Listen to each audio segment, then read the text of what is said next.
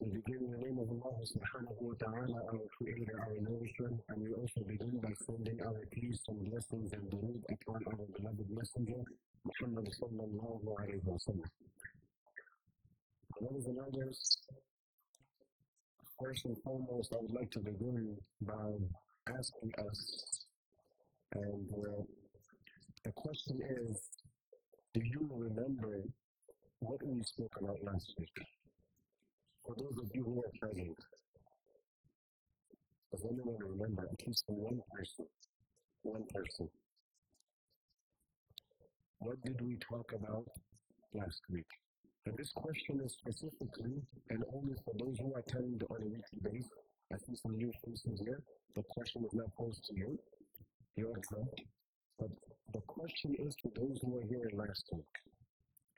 So you see, I do not want these sessions on a Thursday nights to become a session in which I deliver and you listen, salam wa alaikum salam, and then next week we come again, we meet again, and the Muslims have requested me to recite this ayah, and that's it. So last week, yes, Salman al-Farsi radiallahu ta'ala anhu. Yes, Salman al-Farsi radiallahu ta'ala anhu. And I concluded last week also Umar ibn Abdul Aziz, rahimahullah, the great grandson of Umar ibn Khattab radiallahu ta'ala anhu. Now, before I begin, I also shared with you the story of Abdullah ibn Mas'ud when he was in his deathbed and the conversation that he had with Uthman radiallahu anhu. And the hadith was من قرأ سورة الواقعة كل ليلة لم تصبه فاقة أبدا. That the one who recites Surah Al-Baqarah every night, they will never even be afflicted with poverty.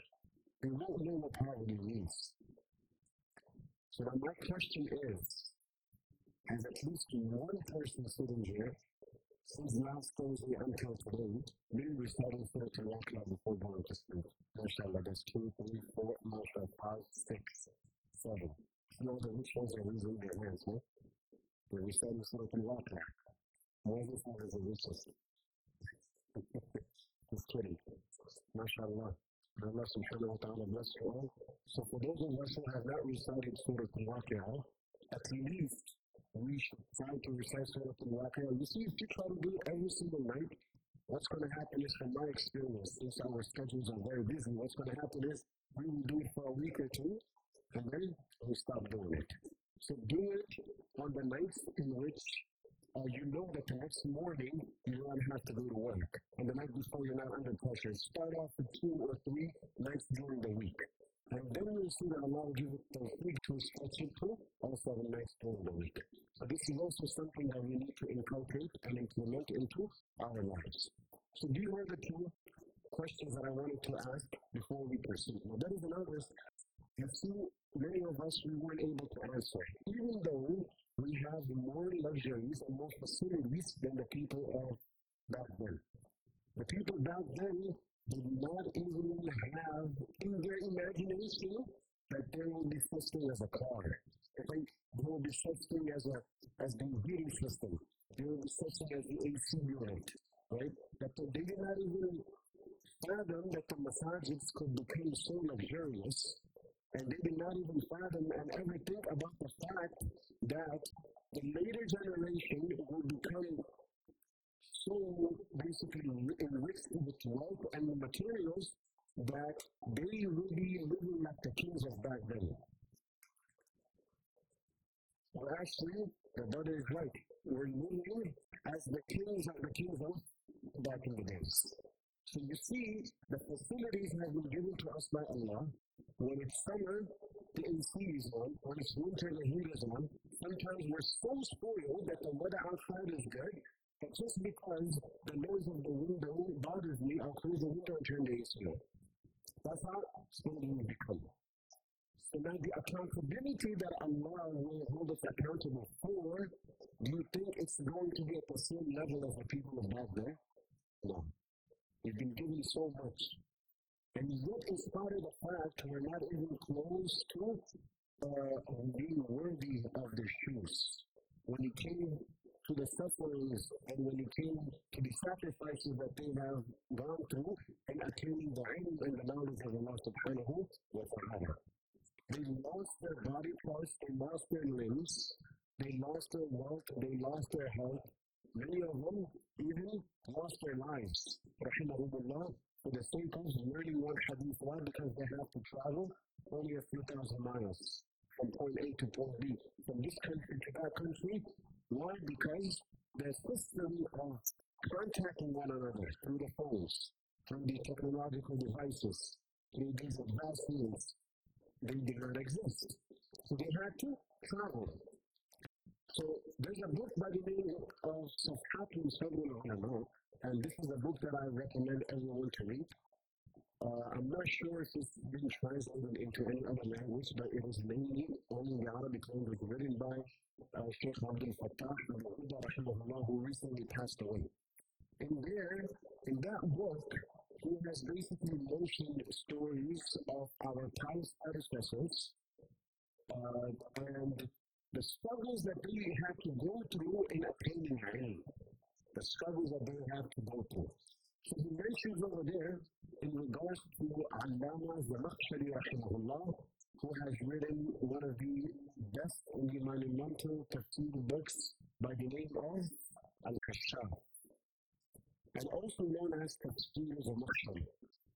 So Zamakhshari rahimahullah, it was said in regards to him that he used to have a prosthetic leg made from plywood.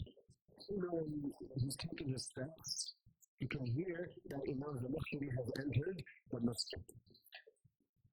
And the reason why he had lost that leg, it was because in the countries or in the cities near Sawadism, near Uzbekistan and all these areas, once upon a time it says that it was snowing very severely and it was brick cold outside, very severe cold outside. And he's traveling, why? Because he needs to go to his sheikh to learn tafsir. He's traveling to learn hadith. And back in the days, they did not even have the facilities that we have nowadays, that just go to a store and purchase a jacket. You would have to make your own jacket. You would have to cut the animal and dry the skin and take the leather and go through the process. And then, so Imam Zamakhshari rahimahullah, due to the severity of the cold, suffered frostbites on his leg, due to which they had to cut and amputate his leg. So Imam Zamakhshari rahimahullah ta'ala became very insecure because of this. But at the same time, he was proud that in the path of Allah, his leg became shaheed. It was something to be proud of. But not everyone now knows the reason why he had lost his leg. Someone who does not know him, if they see him, they might think that, well, his leg was probably cut in retaliation because he probably had hurt somebody else's leg.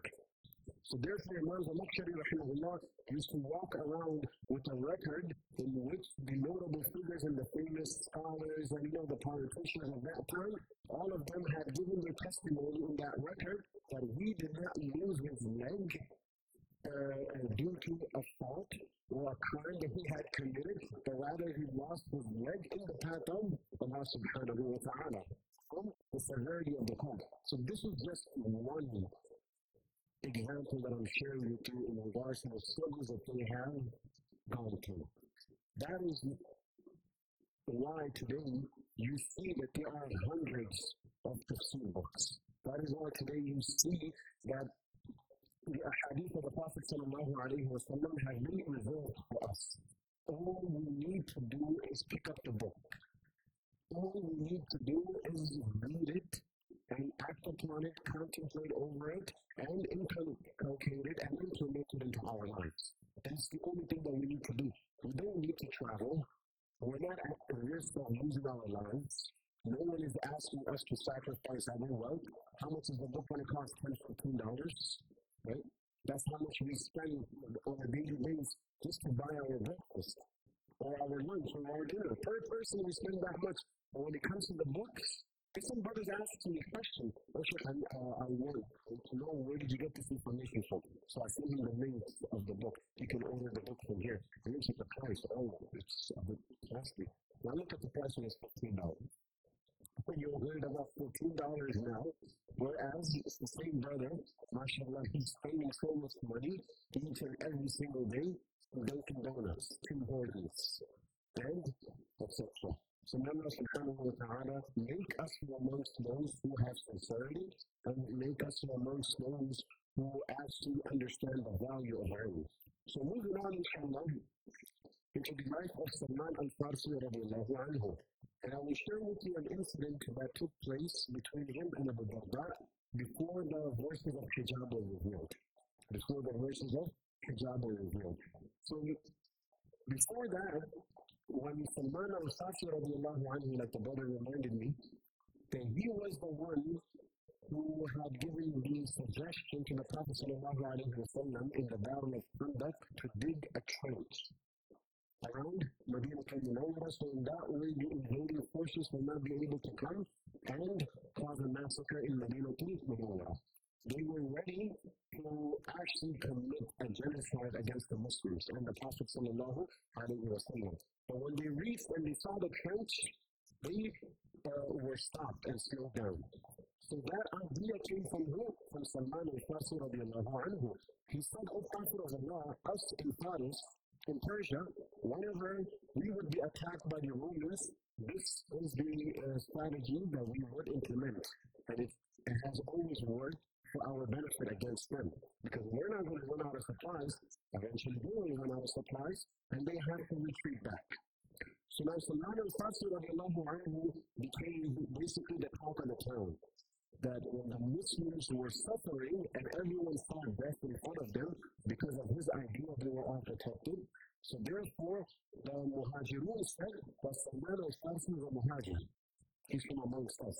And the Ansar of Medina said, he's from amongst us. So the Prophet sallallahu alaihi wasallam said that he is not an Ansari and he is not from amongst the Muhajirin, but rather he's from Ahlul Bayt.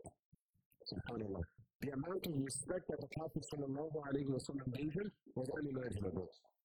Now, the incident between him and Abu Darda was that, when the Muslims migrated from Mecca and Medina, the Prophet sallallahu alaihi wasallam caused or made a concept called mu'afa, brotherhood. So, the ones who migrated from Mecca to Medina, the Prophet sallallahu alaihi wasallam made them into two pairs. One was the Muhajir, the other one was the Ansari. So if the Ansari had a business, he would give 50% of it to his brother who migrated from Mecca. If he had a house, he would give him a share in that house. That you will share and have a share in this house. If they had two houses, one is yours, one is mine. So this concept was known as mu'afa, and they all sacrificed their wealth for the sake of Allah subhanahu wa ta'ala. So Salman al-Farsi radiallahu ta'ala anhu became the brother of Abu Darda radiallahu anhu. So now at that time, like I said, the concept and the verses of hijab were not revealed. So Abu Darda radiallahu anhu used to stand the entire night and worship Allah, doing the day, doing the hikr and etc. His only focus was Allah, Allah, subhanallah, astaghfirullah, Allahu Akbar, zikr, Quran and etc. That's it, nothing else. No time for anyone else, no time for his own brother through mu'afat, and no time for his wife. Now, Salman al-Farsi radiallahu anhu saw his wife disheveled. She did not look very pleasing. So now he was shocked. He said to her, what's happening? He's worried that maybe they both are not in good terms. Maybe maybe they both had a fight. All these thoughts were going about in his mind. So she said, your brother has no desire in regards to the dunya, and this is all what he does. So why should I know? Who should I dress for? Who should I fix my hair for? So Salman al-Farsi radiallahu anhu, remember, he was an alim of the Torah, he was an alim of the previous scriptures, and he was an alim or a scholar of the religion which at that time in Persia existed, Zoroastrianism, fire worshipping. So he knew all these religions. And Ali radiallahu anhu in regards to him says that he is like Luqman al-Hakim. Salman radiallahu anhu, he is like the Luqman, and the Luqman the wise, similarly, he is also wise. So he started to think that how can I get the message across to him? So Abu Darda radiallahu anhu comes home, and he gives Salman al-Farsi the food, and he says to Salman, oh my brother, eat the food, I'm fasting. Eat the food, I'm fasting. So Salman al-Farsi radiallahu anhu said that, am I your guest? Basically, he said yes. So therefore, if you're fasting a nafil fast, you can break that fast for the sake of your guest. So break your fast. He made Abu Darda radiallahu anhu break the fast. Abu Darda radiallahu anhu is not thinking to himself that what is he doing? He's forcing you to eat with him. Now, later on, when they both are going to sleep, Abu Darda woke up and he started to perform tahajjud immediately after Isha. So he forced him to go to sleep. Abu Darda woke up again after 1/3 of the night, and he started to worship Allah. Salman forced him again to go back to sleep. Later on, when 2/3 of the night had gone, and it was during the last third of the night, but before Salat al-Fajr, before the dawn, that is when Salman said to him, oh Abu Darda, come stand now and worship Allah. So now Abu Darda can't take this anymore. So what is he trying to do? And he said to him, your body has a right over you, sleep 2/3 of the night, and dedicate the next third to Allah. Your family, in other words, your wife has a right over you, spend time with her, and Allah also has rights over you. So he did not like this. Abu Darda radiallahu anhu complained to the Prophet sallallahu alayhi wa sallam that this is what my brother did. The Prophet sallallahu alayhi wa sallam said, Sadaqah, that he has spoken the truth. You need to make time for your family. You at the same time need to make time for your work and make time for Allah subhanahu wa ta'ala also. Now, Salman al-Farsi radiallahu anhu was the governor of Madain. Madain is a city in Iraq, a place is named, but it was also near Baghdad. Upon an occasion, he received 5,000 dirhams as a gift. And he gave it all up in sadaqah. And we received $100 as gift. We don't even mention it to our family members. It just enters our pockets and our wallets. He radiallahu anhu gave all of it up for the sake of Allah subhanahu wa ta'ala. And also, he did not like taking salary from the treasury. So therefore, he used to go out and plant date trees, and the dates that would grow, he would take them and sell them in the marketplace. This was his habit, radiallahu ta'ala anhu, even though Umar radiallahu anhu had appointed him as the governor of Madain. And you know, the Prophet sallallahu alayhi wa sallam says that the best food that a person can eat is from his hard labor, hard work. And also the Prophet sallallahu alayhi wa sallam praised Dawood alayhi salam, and he said that the Prophet of Allah, Dawood, used to eat from his own earnings. And also the Prophet sallallahu alayhi wa sallam praised Zakaria alayhi salam, and he said, Kana Zakaria Najjaran, that he was a carpenter. The Prophet sallallahu alayhi wa sallam did not say he was a devout worshipper of Allah. He did not say that he was a prophet of Allah. He mentioned and he praised him by saying that he was a carpenter. And that was his job, that was his labor. So Salman radiallahu anhu also used to live off the earnings from his own hand. And I'll end off with this one incident which basically informs us of his character and how respectful he was in the community. Salman al-Farsi radiallahu ta'ala anhu was in the marketplace once, and I mentioned to you that he used to sell the dates and etc. So some people knew him, some people did not know him. A man comes into the marketplace and he's unable to carry his load. And he says to Salman, thinking that he's a slave because the way he is selling dates, who else is going to do that besides a slave?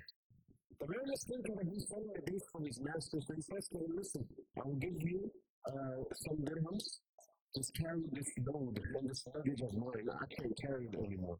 Salman al-Farsi radiallahu anhu did not say to him, how dare you from this time? I'm a Sahabi.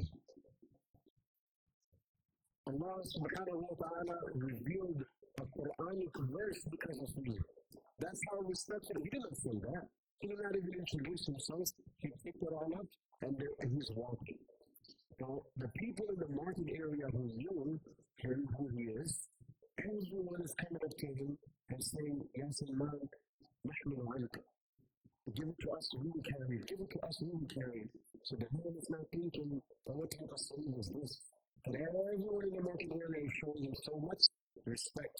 And then they told him, do you know who he is? He said, oh, they said that he's a Sahabi of the Prophet sallallahu alayhi wa sallam. That's how humble Salman al-Farsi radiallahu ta'ala anhu was. But then guess what? Did he drop the luggage and say, now you know I'm Sahabi? No, he did not do that. It's the same thing you and I would do, unfortunately, right? What did he do? He made sure that he takes it all the way to where he had initially informed him to take it. Out of respect for his own Muslim brother. So these were the Sahaba and the companions of the Prophet sallallahu alayhi wa sallam. Allah subhanahu wa ta'ala give us tawfiq to make amal, and now Allah subhanahu wa ta'ala give us tawfiq to learn from their lives and to inculcate their habits into our lives also. وآخر دعوانا أن الحمد لله رب العالمين سبحان الله وبحمده سبحانك اللهم وبحمدك ونشهد أن لا إله إلا أنت نستغفرك ونتوب إليك جزاكم الله